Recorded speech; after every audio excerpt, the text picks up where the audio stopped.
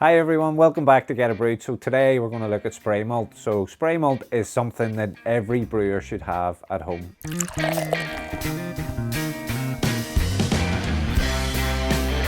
We've been getting a lot of questions about how to use it, what it's for, benefits of it, things like that. So we're going to cover that really briefly today. So spray malt could be used for three things. So making beer, as an enhancer for a beer kit, and then for creating yeast starters are the three things that I'm going to look at today. So we supply spray malt in lots of different sizes. So you can get a 3 kilogram bag of spray malt, you can get a 1 kilogram, or you can get a 500 gram. There's all different types, from hop light, extra light, wheat, dark, extra dark. Depending on the color of beer you're wanting to make or the beer style you're wanting to make will depend on the color. So we buy it in bulk, package it into our packaging. You can see here, got the name of the spray malt, the batch number, best before, product code and things like that.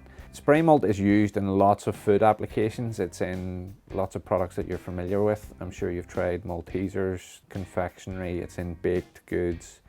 It's widely used across the globe for lots of different formats. So if you're making beer and you're using spray dried malt extract, it's called spray malt because it is spray dried. You'll hear people call it DME, dried malt extract. That's another acronym that's used for it. It is an unusual product. It's sticky. It's not very pleasant to work with, as in it gets sticky whenever moisture or the environment gets near it. So at the moment it's dry. It's like a very fine powder inside that packaging. We have to package this in a very unique food safe environment, and once you open a large box of it, you want it packaged as quickly as possible. So it's dissolved best with cold water. If you try and do it with hot water, it clumps. Dissolved with cold water and then boiled and chilled so that you're giving it the maximum protection. A lot of people making beer kits will use it just with cold water and making sure that the bucket's sterile.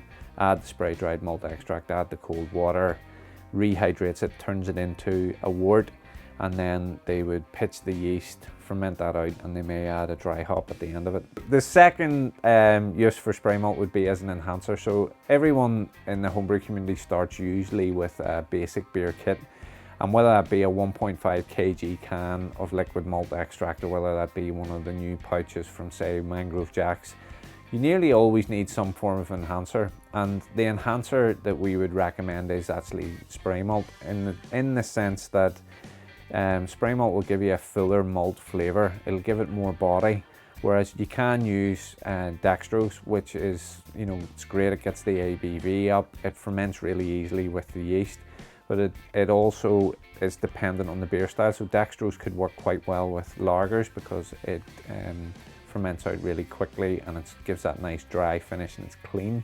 Whereas if you're brewing a stout kit or an ale kit, something that you want that little bit more of a malty body, then perhaps spray malt or liquid malt's the perfect choice for that. So additions for spray malt, most people go for 1 kilo of spray malt with the beer kit.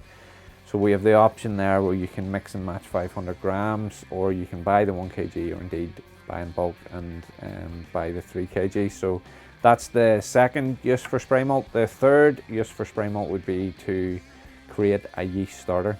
Yeast starter is really simply created just using an Erlenmeyer. So you put, say, 200 grams of spray dried malt extract in and 800 mils of water, and then you bring it to a boil and cool it, and that gives you that nice sterile environment which is rich in fermentable sugars, which the yeast will like to start eating and create activity and make a really good yeast starter. And spray malt also is helpful to have as a stock item in your brew shed, because if you're doing an all grain brew and you're a few points off your target gravity and you want to add some sugars, fermentable sugars, you can just add spray malt, which would lift the gravity. So there's a fourth point. You can see there that I've got I was judging this by eye because I'm doing a video, so roughly 800 mils to 200 grams of spray malt, and then giving it a really good mix to get yourself a yeast starter. So at this stage you put this onto your stir plate, you'd add your packet of yeast and you would allow it to just gradually multiply and grow, and the spray malt's giving the yeast all those sugars that it needs to get active and get started. The spray dried malt extract that we package ourselves comes in this Geterbrewed packaging.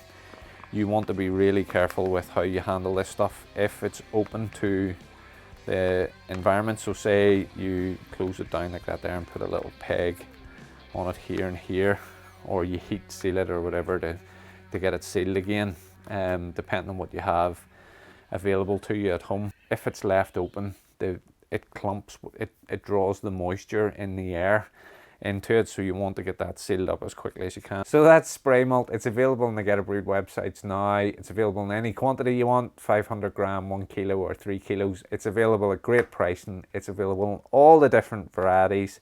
Add some to your next order. Make some healthy yeast starters, or indeed make your own beer. So thanks so much for watching today, and happy brewing.